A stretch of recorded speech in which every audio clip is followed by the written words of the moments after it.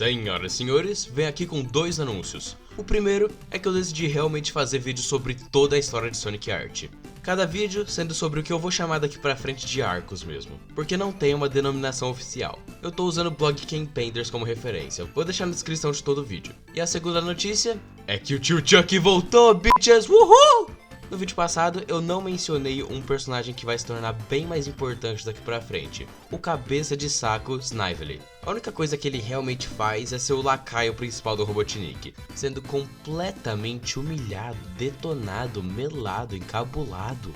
Até agora ele realmente não fazia nada demais, fora fazer o trabalho sujo, mas já dava pra perceber que ele não apreciava muito Titio Robotnik. O Robotnik estava tentando consertar a máquina que ele usou para mandar o pai da série para a zona fantasma do Superman, para ver se dá para zoar um pouco mais com os manos. Mas acaba dando errado e ele acaba ficando preso em outra dimensão, mas não sendo a mesma onde que o pai da série tá, estando basicamente entre as duas dimensões. O Snively, sendo o desgraçadinho que ele é, já tomou vantagem da situação e pegou o controle de toda a Robotrópolis. Mas por pura conveniência do roteiro, sim, essa p*** logo no começo, a máquina acaba restaurando a mente do tio Chuck, porque sim, não questione. Ele se encontra com os manos e decide servir como espião pra eles. O que me deixa meio triste é que eles não deram muito tempo pra reunião entre ele e o Sonic, então acabou não sendo tão impactante quanto realmente deveria ser. Ouriço vai, ouriço vem, o Snively quis colocar a máquina na desgraça de um avião. Os Estados Unidos estariam orgulhosos. E ele acaba capturando o Sonic, mas leva um tiro do tio Chuck e acaba levando uma surra do Robotnik. Se acostumem, esse homem não vai vencer nunca.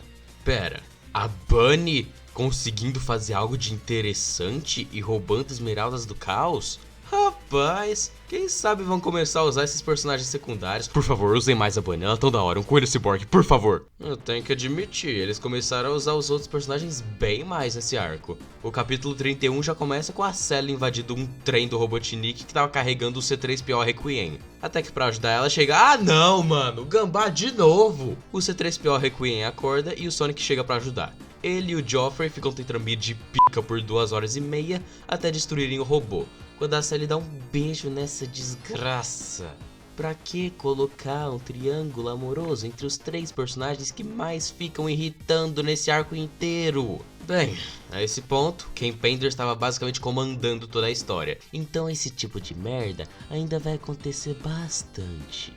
Como eu disse antes, eles começaram a dar bem mais importância para os outros personagens. Então, pela primeira vez, temos uma história exclusiva do Rotor. Sempre acreditei que ele ia conseguir isso um dia. O Rotor recebe um pedido de socorro pelo walkie-talkie que ele recebeu da mãe dele faz anos. E decide investigar se a família dele tá em perigo e... Só um segundinho. Pronto. E lá no arco, ele descobre que todo o povo dele foi hipnotizado pelo Robotnik, fazendo com que a própria família do Rotor ataque ele e o jogue no mar. Ele é salvo por uns mano aleatórios que apareceram lá atrás e tenta destruir as máquinas do Robotnik, mas acaba não conseguindo e foge, sem conseguir libertar sua família. Nossa, que triste. Vamos não falar disso pelos próximos 53 capítulos.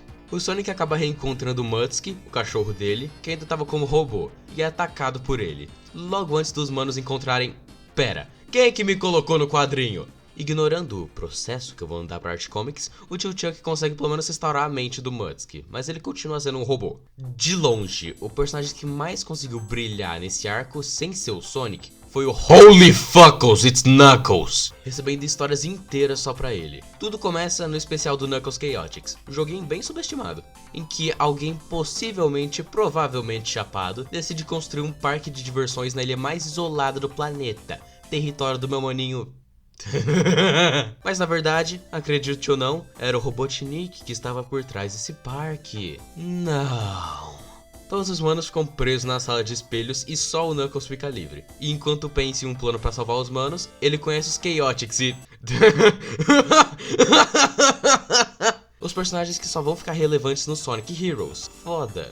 É engraçado ver eles aqui, porque só metade deles ainda fazem parte do grupo hoje em dia. O Might, o Heavy e o Bomb nem aparecem mais em nada. Agora só ficou o trio vivendo de aluguel aí. Eles vão destruir os espelhos, mas são parados pelo Metal Sonic? Rapaz, quanto tempo? Como tu tá, homem? O resto você já sabe, espanca o gordo e todo mundo fica feliz. Agora com os Chaotix vivendo na Angel Island. Ok? Depois desse especial, o Knuckles recebeu uma mini história em todo o capítulo, contando como e por que a Angel Island voa. Tudo começou há muitos anos atrás, quando o prêmio das Olimpíadas do Faustão era vários cruzados e um Big Mac era 2,40. Os equidnas ainda moravam na Austrália, junto com umas formigas de fogo. Eles descobriram que um meteoro estava vindo pra cima deles e já queriam meter o pé. Quando dois cientistas tiveram uma ideia brilhante: mete essas pedras coloridas no meio da cidade, por que não? Eles começaram a usar a energia de 12 esmeraldas do caos para fazer a cidade voar e fugir do meteoro. A lore das esmeraldas do caos ainda não era muito estabelecida nos jogos, então aqui existem um monte de esmeraldas. Agora os equidnas estavam voando por aí numa pedra bem grande, da hora, mas agora eles já queriam voltar para a Terra. Dois irmãos cientistas, Edmund e Dimitri, queriam construir uma máquina para lentamente drenar a energia das esmeraldas do caos e eventualmente fazer com que a ilha volte ao chão.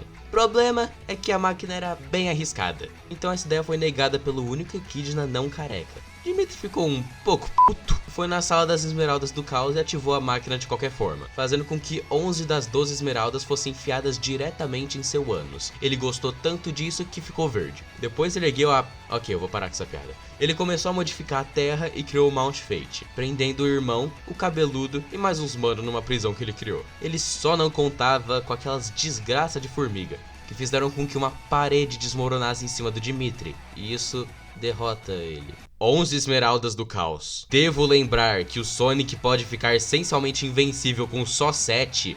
Eu sei que é uma parede que resiste qualquer ataque, mas tá me zoando que só isso já é o bastante pra derrotar o humano com 11 esmeraldas no cu. Depois disso, eles começaram a ter sempre um equidna agindo como guardião da esmeralda que sobrou. Eles se livraram de todas as tecnologias para que algo assim nunca mais aconteça. Passa sei lá quantos anos e o Knuckles é o único que sobrou. Voltando pro presente, os Chaotix são sequestrados e mantidos em algum lugar da Angel Island. O Knuckles descobre isso e procura por eles, achando que foram capturados pelo tal de Arquimedes, que fica escrevendo mensagens pra ele. Isso leva ao ministério do Knuckles. Ele invade a geladeira dos equidnas antigos e descobre que os Chaotix estão lá de boa, junto com o meu mano Arquimedes, uma formiga de fogo, cujo único propósito é ajudar os guardiões da ilha. Até que adivinha quem tá de volta? Meu maninho, Dimitri. Agora com um novo nome, Enerjack, tendo um design bem da hora, parecendo até design de Final Fantasy antigo. O Enerjack manda o Knuckles e o Arquimedes pra puta que pariu e constrói uma fortaleza nova. Meus maninhos fazem a desgraça de uma odisseia até a fortaleza e começam a lutar com os Chaotix, que estavam sendo controlados pelo Enerjack. Ele e o Knuckles começam a lutar dentro de uma sala metálica e uma figura misteriosa e as formigas revelam ser um foguete, que é ativado mandando o Enerjack pro espaço. Não volte, por favor. A fortaleza desaparece e os Chaotix estão livres. Da hora. Mas ainda tem aquela figura misteriosa que ativou o foguete. Ele tá em uma sala bem tecnológica debaixo da terra, dizendo que vai continuar vigiando e ajudando o Knuckles, pois é isso que um pai deve fazer. Toda a história do Enerjack é definitivamente interessante, mas meu maior problema continua sendo a primeira derrota dele. Ele é um ser quase mortal e uma parede derrota ele. Não só isso, mas os Chaotix continuam sendo completamente inúteis. Até que faz sentido. Entre 95 e 2003 eles não apareceram em nenhum jogo, só que nos quadrinhos mesmo.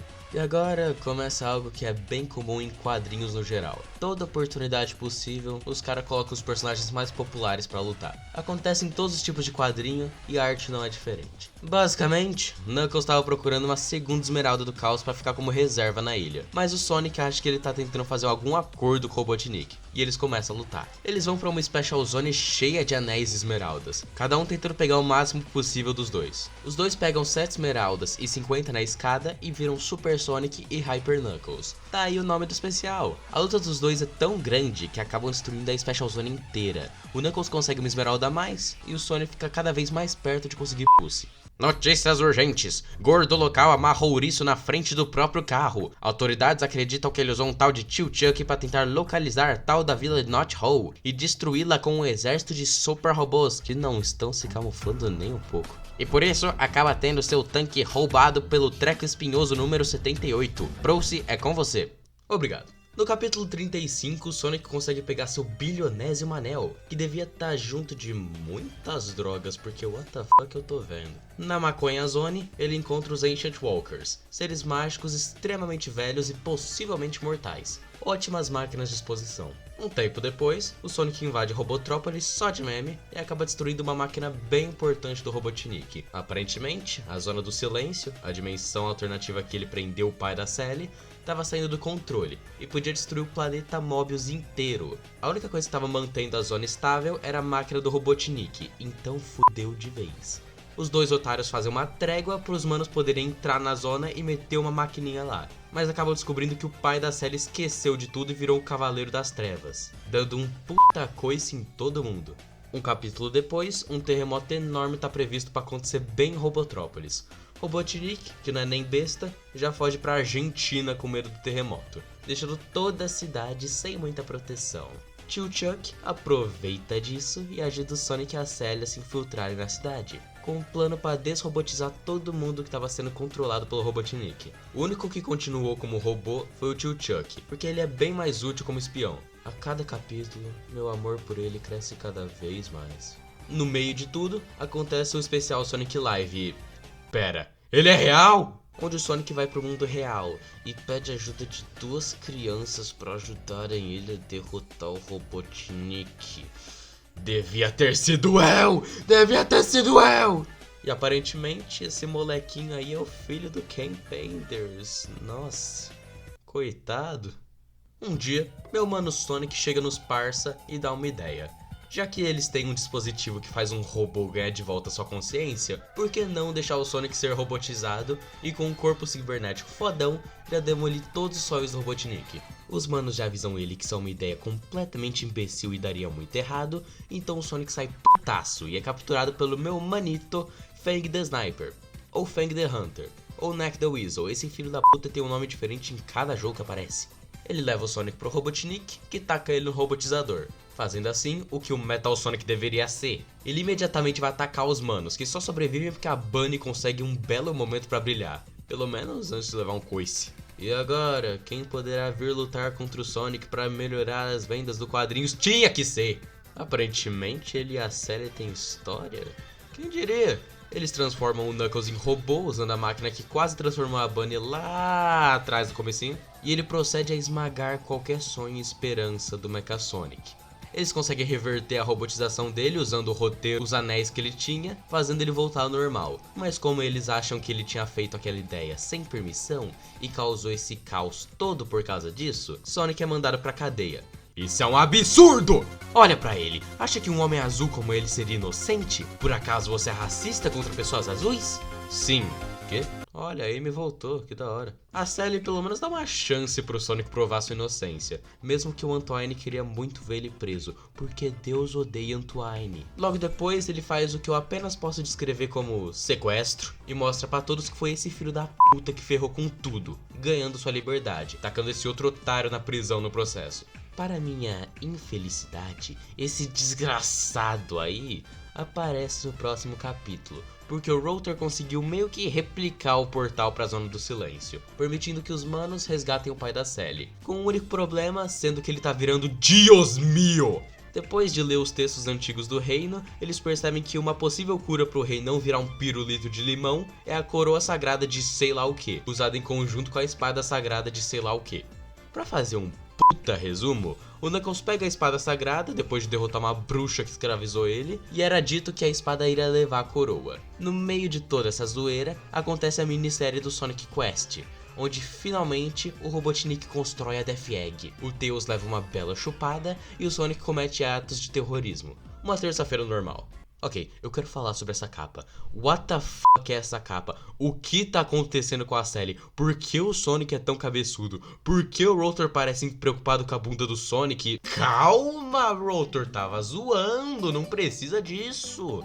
E olha só quem tá de volta. O primeiro dos muitos clones do Sonic, que veio roubar a esmeralda do Knuckles com outro Knuckles, e esse Knuckles eventualmente precisa de ajuda do Knuckles, porque a ilha desse Knuckles fica debaixo d'água, e se o Knuckles não ajudar o Knuckles, a ilha do Knuckles vai afundar completamente, mas os Knuckles conseguem impedir isso, e o Sonic malvado se fode como sempre. Isso é algo que vai acontecer pelo quadrinho inteiro, não se preocupe. A última minissérie desse arco é a Knuckles The Dark Legion, que na verdade são os 3 primeiros capítulos do quadrinho próprio do Knuckles. Só pra tu ver o quanto ele era popular nessa época, eventualmente tendo sua fama roubada por outro ouriço.